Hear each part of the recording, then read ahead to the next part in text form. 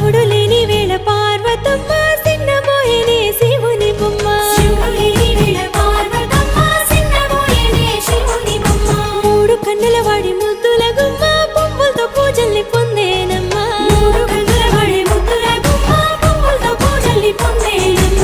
గౌరమ్మే బతుకమ్మై ఎత్తుకొని వచ్చనే నెత్తిపై మేఘాలు ఏడేడు సంద్రాల ఎదరు పొంగిన నీళ్లు